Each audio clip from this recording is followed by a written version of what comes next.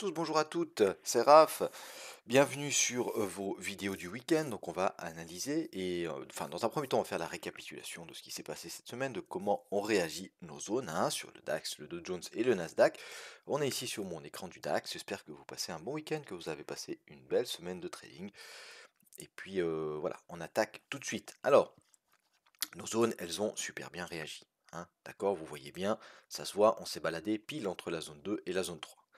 Alors on va regarder ça en détail. On a eu un beau gap haussier, hein, un beau gap haussier le week-end dernier, d'accord. Donc lundi dans la nuit, on ouvre beaucoup plus haut que ce qu'on avait fermé. Donc on ouvre à, voilà, on avait un gap de 100, voilà, quasiment, ouais, disons 160 points hein, environ.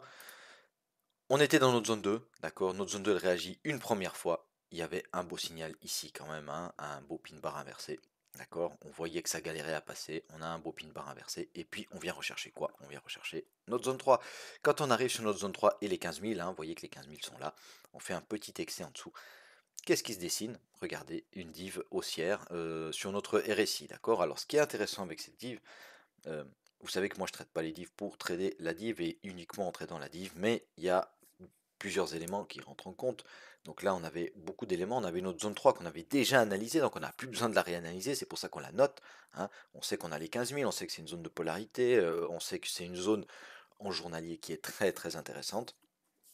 Donc ça se tente. Ok, pas en agressif, en tout cas pour ma part, mais je suis descendu dans les petits time frames et puis dès que j'ai eu un signal, j'ai tenté ce trade. Donc regardez, ici on a donc on a un plus haut sur le cours et on a un plus bas sur les RSI et inversement ensuite on a un plus haut sur les RSI et un plus bas sur le cours, ce qui nous donne la divergence.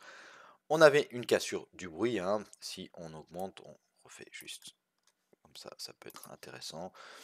Alors le bruit il était là, d'accord, on casse le bruit à ce moment là, on attend la clôture de la bougie. Si on traîne en 4 heures, c'est cette bougie là, et puis on avait un potentiel environ de 250 points jusqu'au pivot mensuel. Donc on avait ici quand même un TP qui était assez clair. Pourquoi? Euh, alors après, ça dépend où on a mis notre stop, etc., hein. C'est pour ça que je rentre dans les plus petites UT, toujours pour optimiser mes stops. D'accord? Bah, c'est clair que si on rentre là et qu'on met un stop sous la zone 3, c'est faisable, hein, mais vous ne devez pas être sorti du trade encore. D'accord? Il est toujours valable tant qu'on n'a pas recassé ici les 30, donc la zone basse du RSI, on le conserve le trade, hein. Ou alors on laisse carrément arriver à notre stop qui est sous la zone 3, peut-être un peu sous les 14 008, hein, pour ceux qui jouent un swing et puis un retour, pourquoi pas carrément sur les plus hauts. Mais ici, pour le moment, là, qu'est-ce qui s'est passé? D'accord? On rentre sur cette bougie-là, on arrive sur le pivot mensuel, hein, vous vous rappelez ce setup du pivot mensuel qu'on vient très très très souvent le chercher au moins une fois dans le mois. Et ben voilà, pour le mois de décembre, c'est fait. On est venu directement. Le pivot mensuel, il est apparu mercredi, on est venu le chercher mercredi. Comme ça c'est fait. On l'a touché, d'accord?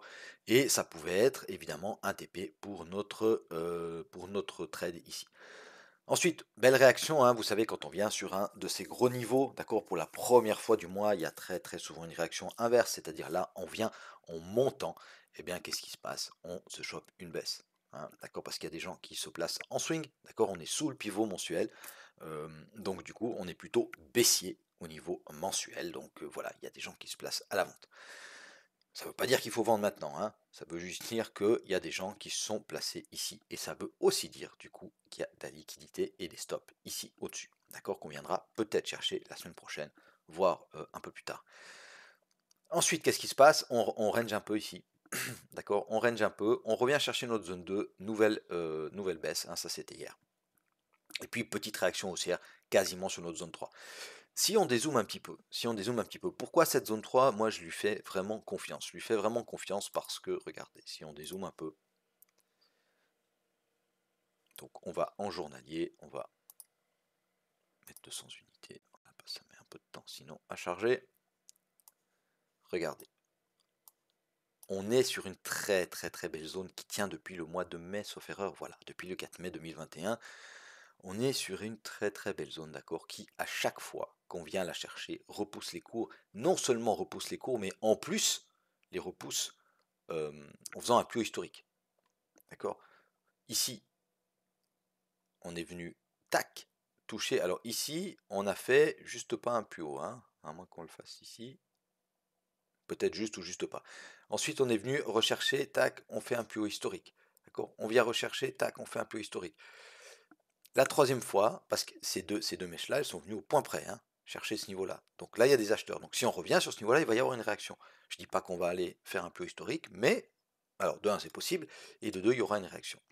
D'accord? C'est pour ça que cette zone 3, moi, je la trouve très très intéressante, et évidemment qu'on va la conserver. Voilà, donc pour la semaine, c'est à peu près tout. Donc j'espère que vous avez noté vos nouveaux pivots mensuels. Si ce n'est pas le cas, faites-le. On va aller voir comment on a changé de mois cette semaine. On va aller voir en mensuel. Alors évidemment qu'on a un mois de novembre qui est baissier. Hein, d'accord, on a une belle mèche haute. D'accord. On a un corps qui englobe la bougie précédente. On bloque sous cette résistance 1 annuelle. Ok. Voilà. On est sur une belle zone d'achat, oui, mais sur les grosses UT, on a des signaux de vente. Par contre, on est toujours très très haussier. Hein. Par contre, si on fait une trendline, voilà, on est en train de la casser, d'accord. Elle avait tenu pour le mois d'octobre, là, elle a cassé. À voir, si on fait des plus bas, ça pourrait peut-être en swing, en mensuel, hein, rappelez-vous, ça pourrait peut-être être intéressant de tenter de venir rechercher des zones. Hein. Vous voyez qu'on aura une zone, si on casse tout ça, on aura quand même une zone ici qui saute aux yeux, hein, c'est cette zone-là. Je prends les mèches, hop. D'accord, c'est une zone qui est large entre la S2M et la S3M, d'accord. C'est une zone de 800 points, hein. D'accord, c'est normal, on fait du mensuel là, hein. Mais c'est une zone ici qui sera intéressante, d'accord. On viendrait retester les derniers plus hauts pour pourquoi pas repartir à la hausse. Ok, on va supprimer ça. Et puis on va aller voir en hebdo. Donc en hebdo, alors on va supprimer ces points pivots, sinon on n'y voit rien. Voilà. Donc en hebdo, la semaine dernière, on avait une belle semaine baissière. Cette semaine, on a tenté de rebondir, d'accord. On voit très bien ici, d'accord, cette belle zone d'achat, d'accord. On a tenté de rebondir, mais franchement, c'est poussif, hein. C'est poussif. Pourquoi? Ben voilà, fondamentalement, on a toujours ce Corona, on a toujours Omicron. Enfin, on a tous ces trucs-là qui nous empêchent, qui font peur au marché, etc. Mais voilà, en hebdo, on est sur la moyenne 50. On est toujours évidemment haussier, hein, on a fait un plus haut, on n'a pas fait de plus bas, plus bas. Voilà, on est toujours haussier. Par contre, c'est poussif, hein, d'accord. D'habitude, quand on revenait sur cette zone ici, vous voyez, c'est quand même important de regarder ce qui s'est passé dans le passé justement. Euh, Dès qu'on revenait, on avait des boum boum, on avait des fortes réactions, hein, vous voyez. Ici, on galère, hein, on galère à repartir, hein, d'accord. Donc prudence, hein, prudence. euh, il ne faut pas se mettre à l'achat sans stop et puis se dire de toute façon on va repartir à la hausse. Hein. Les indices sont faits pour monter, on va repartir à la hausse. Non, non, non, non. Faites attention avec ça. Hein. Ça peut marcher une fois, deux fois, trois fois, 10 fois, et puis la 11e fois, ça vous crame le compte. Hein. Ou alors tous vos bénéfices, ou alors j'en sais rien, mais faites attention avec ça, d'accord. Allez, en journalier.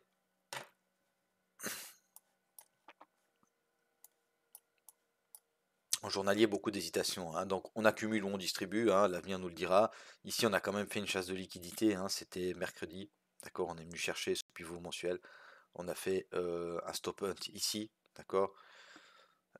Mais on en a fait un ici aussi, ok, dans notre zone. Donc pour moi, en tout cas, c'est pas clair. Et puis quand c'est pas clair, qu'est-ce qu'on fait? On trade le moins possible. On trade des petits rebonds sur des grosses zones euh, en étant sécurisé, comme j'ai fait. Je sais pas si vous avez vu, mais j'ai fait sur le Dow Jones un joli trade. Je crois que c'était mercredi ou jeudi.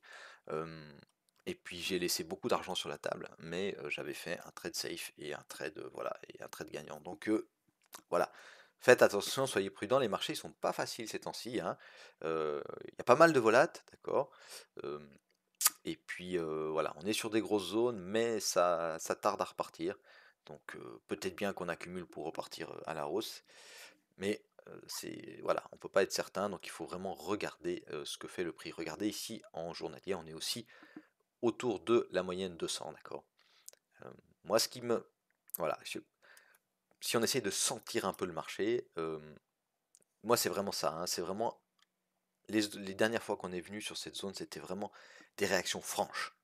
Ok, c'était des réactions, regardez, boum, franches. Ici, il n'y a rien de franc, hein.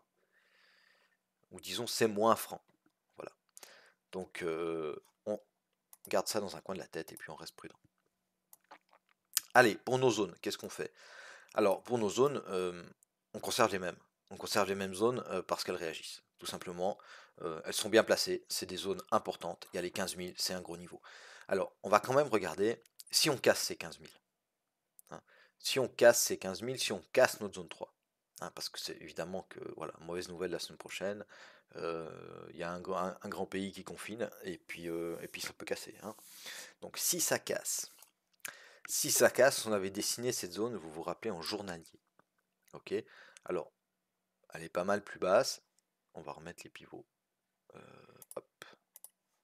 Elle est pas mal plus basse. Entre deux, il y a le support 1 mensuel, d'accord. Donc ça sera une zone intéressante à surveiller. D'accord, support mensuel. Et puis sinon, il y a le support 2 mensuel. Si on retourne en journalier, ok, ça correspond au bas de notre zone 3. Cette ligne ici, où on est venu réagir pile, d'accord. Ça correspond au bas de notre zone 3. Vous voyez que le support 1 mensuel, il est là. Est-ce qu'il est intéressant? Oui, il est intéressant parce qu'on a ici un bloc de contrat haussier. D'accord? Le prix part fortement à la hausse, il nous permet de casser les précédents hauts. Donc juste sous le S1 mensuel, hein, on a une zone intéressante. Et puis après, bah, la zone intéressante, c'est ici, hein, qui a fait 2 fois résistance et qui pourrait faire support. Et ça correspond à quoi? Au S2 mensuel. Ok, donc si on casse notre zone 3 par le bas, on sera attentif éventuellement à un rebond sur cette zone-là. Voilà mes amis ce que je pouvais vous dire sur le DAX. N'hésitez pas évidemment à vous abonner à ma chaîne, à me mettre un petit pouce bleu, c'est toujours très encourageant. Et puis pourquoi pas partager mes analyses. Je vous souhaite à tous et à toutes un excellent week-end. Et puis pour ceux que ça intéresse, eh bien je vais tourner tout de suite la vidéo sur le Dow Jones. Donc on peut se retrouver avec grand plaisir sur le Dow Jones. Excellente semaine de trading à tous, excellent week-end. Bye bye.